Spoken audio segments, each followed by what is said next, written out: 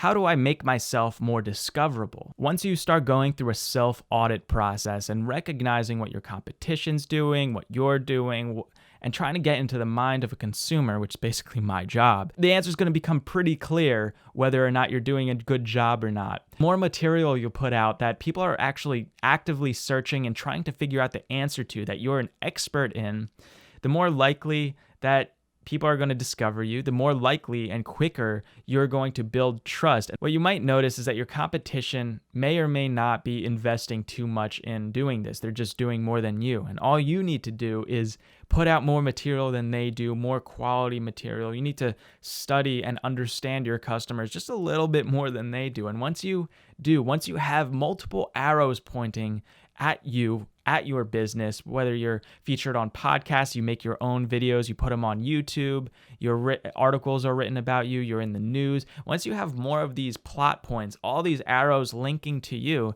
you're going to appear in search results in your region for what you do. That's why I'm such a big advocate with video. When you write an article and then you attach a relevant piece of video content in that article, that's just going to boost your rankings for what you're trying to accomplish. And not only that, it puts a face to the name, to the written words, to the facts, so that people can judge off your personality. That helps you build credibility, lowers the amount of touch points that people need in order to build that trust so that they can actually hire you or become one of your customers, and creates more avenues for what?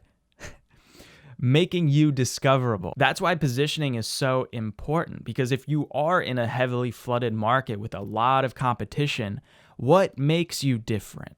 How do people perceive you? And how does that conflict with the perception that you're trying to put out there? And the key with fantastic positioning is when you can get another person that isn't yourself to be able to repeat what you do and for who.